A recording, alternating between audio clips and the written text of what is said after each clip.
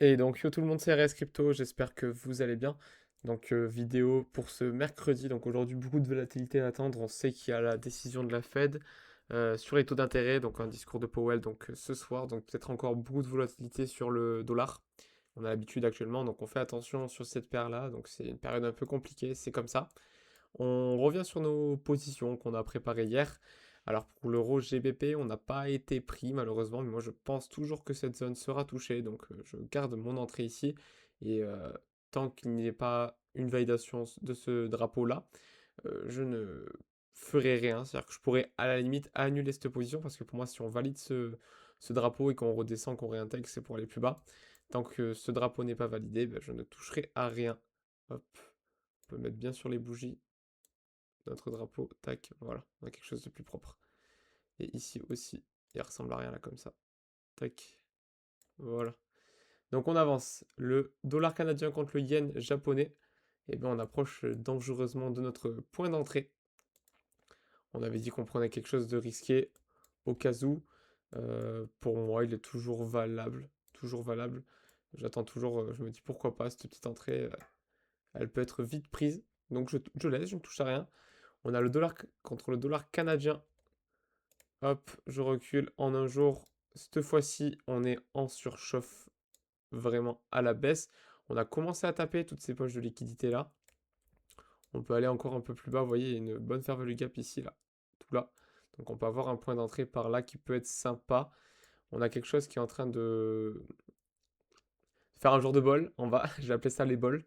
Et quelque chose qui peut peut-être recroiser à la hausse et repartir peut-être avec les annonces de notre Powell ce soir. En attendant, pour l'instant, je ne vois rien de plus. Je vais m'avancer en 4 heures. On a quelque chose qui est reparti à la hausse. On est toujours très bas ici. On a une petite divergence là qui se dessine. Mais pareil, ça reste très, très dangereux de rentrer sur du dollar à l'heure actuelle. Donc je ne touche à rien. Mais peut-être que je me dis une petite entrée là. Vous voyez, je vais me préparer le coup. Petite entrée là, pareil, au milieu de la fair value gap. Ici. Je me dis pourquoi pas avec un bon stop loss, une bonne protection. Et on peut avoir quelque chose de très joli. Ok? Donc je me garde ça de côté et je me dis pourquoi pas. Ça vaut le coup de se tenter des petites entrées comme ça où on met pas trop de risques. D'accord? Je risquerai un peu moins, je ne mettrai pas deux entrées, une seule suffira. Je me dis ça peut valoir le coup de tenter des choses comme ça. Ensuite, on a le GBP contre le dollar. Donc cette fois-ci, il est très haut. Donc c'est une baisse plutôt qu'on attendrait là-dessus parce que du coup, forcément, au bout d'un moment, le dollar, il a beaucoup chuté. Il y a un moment, il va remonter un petit peu. Ok, ça c'est obligatoire. Donc on voit ici qu'on est très haut. On voit qu'on est en surchauffe. On voit qu'on est en surchauffe que pareil, on fait un bol cette fois-ci mais à l'envers. Et là par contre, on est toujours en expansion. Il n'y a pas de souci au niveau du MACD ici. Ok. C'est l'un des seuls indicateurs que je n'ai pas encore expliqué, mon cher MACD. J'ai parlé du RSI déjà dans la précédente vidéo et de mon Nishimoku que je mets de temps en temps. Donc du coup là, pour GBP USD, je ne toucherai pas. Je suis moins intéressé, j'ai moins d'historique derrière. Ça, j'ai moins de points d'entrée qui peuvent être pertinents. Le NZD JPY, donc le dollar néo-zélandais contre le yen japonais. Est-ce qu'on peut avoir quelque chose qui repart? On est à la baisse très fort. Ici, on est en surchauffe, on vient tout juste de descendre. Et ici, on est en train de croiser à la baisse. Donc on peut avoir quelque chose qui descend, qui respire finalement. Et mais le problème, c'est qu'on n'a pas de départ d'impulsion. Quand je dis départ d'impulsion, c'est qu'on n'est pas en haut là. Je voudrais qu'on soit en haut. Si on était en haut et qu'on était en train de croiser à la baisse comme ça, comme on voit sur le dollar par exemple ici, vous voyez, ici on peut acheter. Ici, aller vendre, c'est compliqué. D'accord? Donc je vais faire ça, ça et ça. Hop. Ensuite, dollar australien contre dollar canadien. Cette fois-ci, on a quelque chose qui croise à la baisse, vous voyez. On a quelque chose qui est haut ici, on a quelque chose qui est haut ici. Donc on peut avoir quelque chose qui retrace. On va s'avancer en 4 heures. On est plutôt neutre, pardon. Tac, j'enlève ce petit trait, je me replace avec mon curseur. Et on peut avoir quelque chose qui respire. Là, c'est possible, ok? Donc on est haut ici avec des divergences. Vous voyez là ici on est en train de descendre. Clairement c'est visible. On est en train de descendre ici. Tandis qu'ici on est en train de monter. Ok. Bon mes traits sont très grossiers, hein, mais vous voyez bien la différence. Ici on a croisé à la baisse. Et ici on est neutre. Donc il y a quelque chose de potable qui est en train de se dessiner. On peut avoir un retracement possiblement jusque là. Un point d'entrée. Est-ce qu'on peut avoir un point d'entrée un peu plus haut? Pareil, en point d'entrée, je visais cette zone-là, là, tac, et je peux très bien travailler sur cette position. Et donc je ferai position short, donc vente, et on prendrait une entrée au milieu de cette zone-là, là, tac, donc là, hop là. Donc par ici, par contre, hop,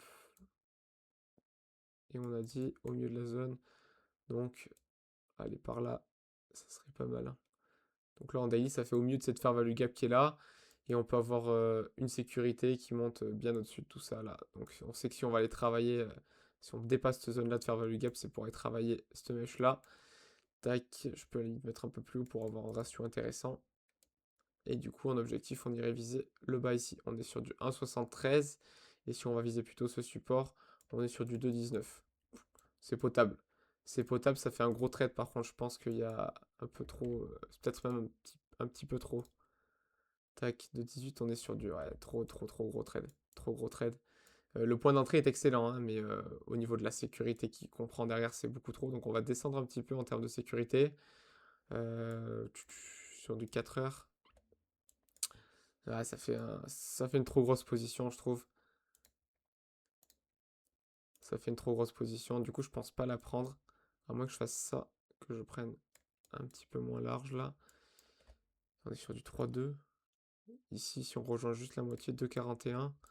Oh, on a quelque chose de potable ici. Ouais, on peut tenter quelque chose comme ça. On peut tenter quelque chose comme ça, mais je trouve encore que ça fait un très gros stop loss. Mais au moins on est sécurisé, hein, mais ça fait un très gros stop loss. Mais je me dis pourquoi pas avec la volatilité qu'il y a. Enfin, je me le mets de côté, on verra si on trouve plus intéressant. Le dollar australien contre le yen japonais, toujours en surchauffe là-haut. On a laissé cette petite mèche là, vous voyez, cette petite zone là. Donc peut-être qu'ils veulent aller la retravailler. C'est possible. On a de la place ici pour aller la travailler. On a de la place ici. On ne touchera pas, je n'achèterai pas quelque chose qui plafonne comme ça sur le RSI. Dollar australien contre le dollar. Là, par contre, on est haut ici, on peut respirer. On est haut ici, on peut respirer. On est haut ici aussi. Là, on a pris toutes les mèches. Donc là, c'est intéressant par contre. Ok. De tenter un retournement. Si on arrive à avoir une petite figure en 4 heures ou 1 heure, ça peut être sympa. Pas de figure. Je vais attendre autre chose. Dollar néo-zélandais contre le dollar. On est haut ici, mais on ne fait pas de courbe. Vous voyez, on ne fait pas de courbettes comme on peut avoir là, comme on peut avoir là. Donc pour l'instant, je ne toucherai pas. En daily, ça donne quoi? On a notre petite courbette, hein. Je sais que j'ai dit que j'appelais ça le bol, mais voilà, on peut, quand on a quelque chose comme ça, en plus de la surchauffe partout, on peut peut-être avoir quelque chose qui donne une petite respiration. Donc c'est possible. Donc on va essayer de s'avancer en 4 heures ou 1 heure pour chercher une preuve tout simplement, une petite consolidation, une figure qui montre que l'on veut se retourner. Pour l'instant, pas de figure, rien qui se dessine. Je passe au suivant. L'euro contre le dollar, j'ai déjà une position qui est prête sur l'euro GBP, mais je ne suis prêt à la couper si jamais on a mieux. Donc ici, vous voyez, surchauffe, ici on fait la courbette, la fameuse. On va s'avancer en 4 heures. Tac, on a rien, on a pris toutes les liquidités, mince pardon, et en 1 heure, on a quelque chose qui fait des choses bizarres aussi. On a de la place pour monter, mais pas de structure. On passe au suivant. L'euro contre le dollar canadien. Tac, en un jour. On a passé notre drapeau, on a pris toute la liquidité. L'entrée qui est là maintenant devient risquée pour moi parce que on a pris tous ces sommets. D'accord, on est venu travailler cette zone-là. Donc là, on laisse très peu de liquidité, si ce n'est cette petite mèche là-haut, là. Il n'y a pas forcément d'historique derrière, ou l'historique est très loin. Ok. Donc le problème, c'est que très vite, si on réintègre, comme ça, on peut vite invalider notre drapeau et aller chercher beaucoup plus bas. Ok. Donc je ne garderai pas cette position. Hop. Au niveau de mon dollar contre le dollar canadien, on a celle-ci qui est très jolie. D'accord, de position. Cette mèche-là prend la liquidité, donc je me dis, si on prend cette mèche-là, c'est pour au moins aller chercher cette zone-là. Ok. D'où mon stop loss sous cette mèche. Ok. Ici, par rapport au dollar australien contre le dollar canadien, c'est une. On a dit que c'est un peu trop grosse position. D'ailleurs, est-ce qu'on n'est pas sur sur la même chose? On est pratiquement sur la même chose en termes de stop loss. Enfin, tout ça pour dire que ici, on a quand même une très grosse position avec. Bon, elle est bonne quand même, hein, elle est prenable aussi, hein, c'est-à-dire qu'on peut très vite avoir quelque chose qui fait quelque chose comme ça, tac. Et c'est-à-dire qu'on prendrait la mèche qui est là, on buterait sur cette zone de fair value gap ici, et on repartirait à la baisse. À la limite, pour avoir quelque chose d'un peu plus sûr on peut monter un petit peu notre entrée. Ah bah elle était déjà bien montée. Tac. Vraiment tout au sommet de la Farvelu Gap. Vous voyez, la Farvelu Gap, c'est toute cette zone-là, là. Je vais vous zoomer un petit peu pour que vous puissiez voir. Le problème, c'est que là, on est en jour, quoi. Si je le mets en 4 heures, ça fait loin. Ça fait super loin, c'est ça qui me dérange. Je vais la dessiner en jour quand même, mais ça me fait très très loin. Alors, tac. Elle doit être par là. Et ça, du coup, c'est ma Farvelu Gap, tout ça. Tac. D'où mon point d'entrée en haut de celle-ci. Bien se mettre dedans. Tac. Voilà.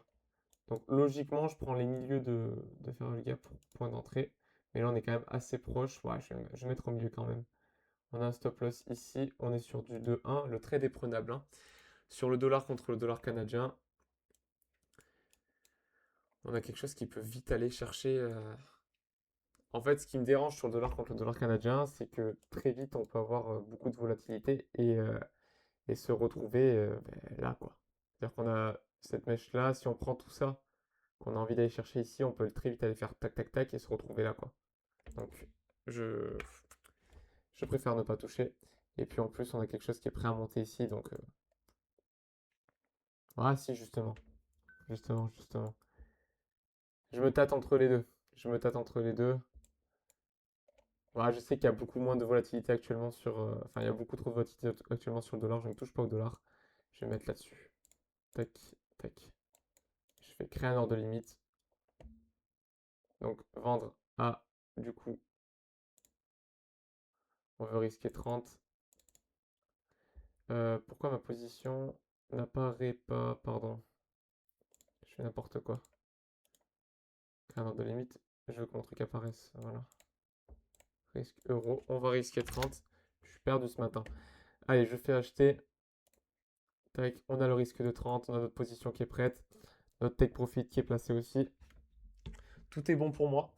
Bah, ça va être tout pour aujourd'hui. Très simple, très rapide. On essaie de survivre dans cette période assez volatile, assez complexe. Pareil, je reste dispo. Dès que si des questions, n'hésitez pas à les poser en commentaire. Je vous souhaite à tous une très bonne journée. Je vous dis à très vite sur les graphiques. Ciao.